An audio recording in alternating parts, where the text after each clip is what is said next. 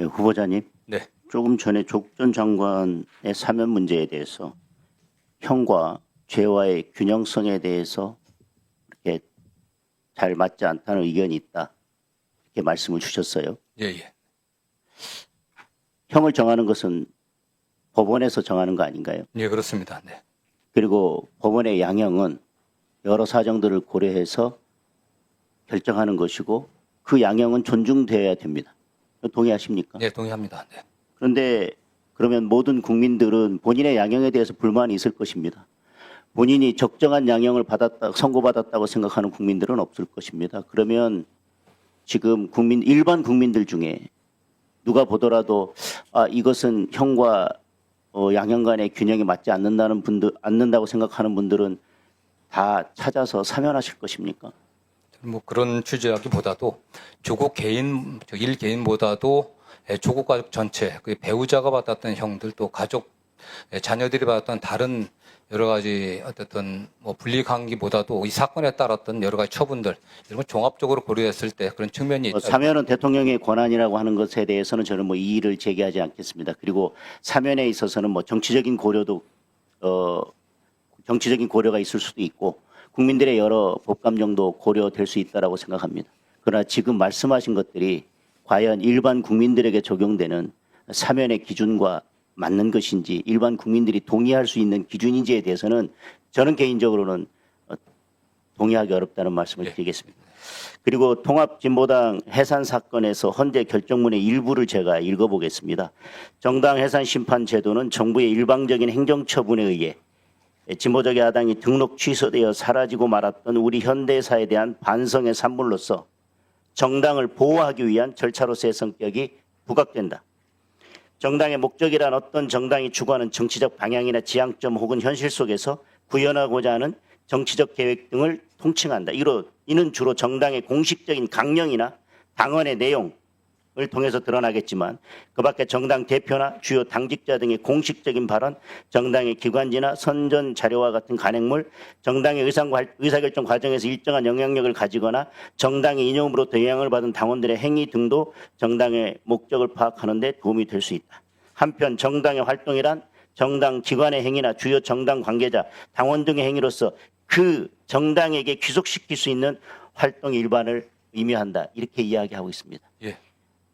어떤 당원의 행위, 누군가의 당직자의 행위, 어떤 행위가 있다는 것만으로 위헌정당에 해당하는 것이 아니라 위헌정당의 요건에 해당하는 것이 아니라 그것을 정당에게 귀속시킬 수 있는 그런 사유가 있을 때에만 정당 해산 사유가 된다고 하는 것에 대해서는 동의하시죠? 예, 동의합니다. 너무나 일반적인 법리입니다. 예, 그렇습니다. 그리고 공수처의 수사나 이런 과정에 있어서 저희들은 수사권이 없었다라고 계속 주장을 해왔고 그런 문제를 제기하기 위해서 관저 앞에 갔던 저희 국회의원들을 일부 이미 고소 고발한 경우가 있고 저도 그 피고발자 중에 한 사람이고요. 얼마 전에 경찰에서 각하 처분된 결정문을 받았습니다. 지금 여러 사정들을 고려하지 않고 그리고 아까 말씀하신 것처럼 저는 계엄이 곧 내란이라고 하는 거에서 동의하기 어렵지만 법리적으로 그리고 지금 재판이 진행 중입니다. 그렇다 하더라도 아까 말씀하신 것처럼 그 모든 행위는 국회의 계엄 해제 요구로서 그것이 의결된 순간 법률적으로는 그런 모든 상황이 그 당시에 그때 종료된 것이다. 그 이후에 어떤 다른 정치적인 공격이나 이런 건 있을 수 있겠지만 아까 어떤 의원님의 질문에 그 국회의 해제 요구 그리고 의결된 순간 그 상황은 종료됐다라고 아까 발언하셨습니다. 네, 판례가 그렇습니다. 네. 예, 판례가 그렇습니다. 당연한 법리입니다. 그런데 지금 모든 것들을 확정되지도 않은 상태에서 국민의힘을 위헌정당으로 이미 규정짓고 법무장관 후보자에 대해서 이미 위헌정당을 해산해야 된다라거나 청구해야 된다라거나 라고 오늘 질문하는 것에 대해서는 개인적으로는 조금 유감스럽게 생각합니다. 오늘 개혁의 과정에서 국민께 불편과 불안을 드리는 부작용이 없어야 된다고 말씀하셨는데요. 지금 검찰청을 폐지하는 4개 법안이 통과가 된다면 아마 어디 가서 내가 어떤 절차로 권리구제를 받아야 되는지 전혀 알 수 없기 때문에 이제 권리구제 받기 위해서는 숨은 그림 찾기를 해야 되는 상황이 온다고 생각합니다.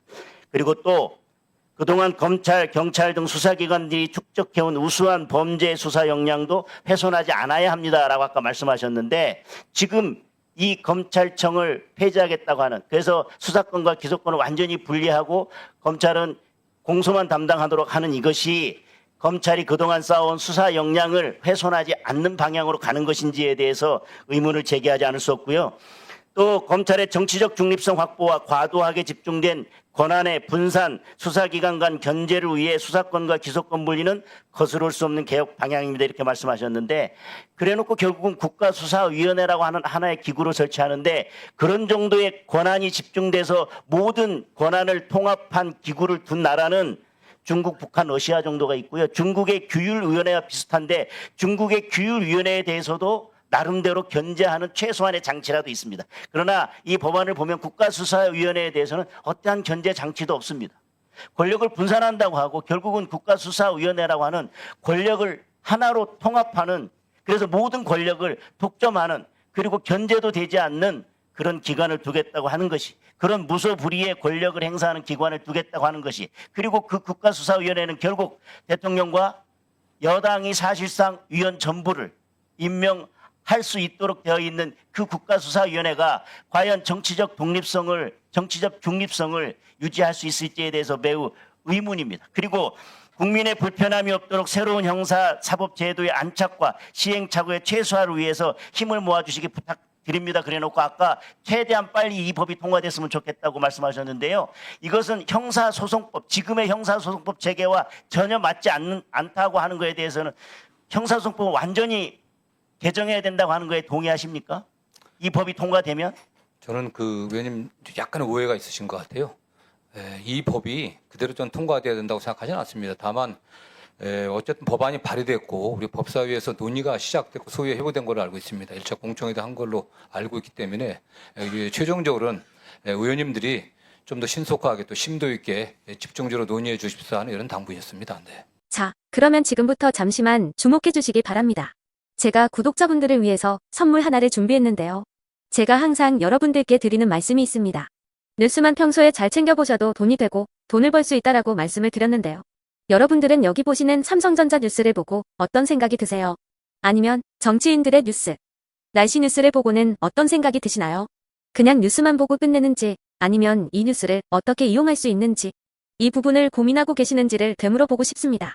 그 이유가 뭐냐 하면 제가 지난번에 여러분들께 뭐라고 말씀을 드렸었죠? 지금은 반도체 섹터를 눈여겨보셔야 한다고 말씀드렸습니다. 그리고 나서 이런 썸네일들을 뉴스를 통해서 많이 보셨을 겁니다. 반도체 내용이 이슈가 됐을 때 부자들은 어떻게 생각할까요?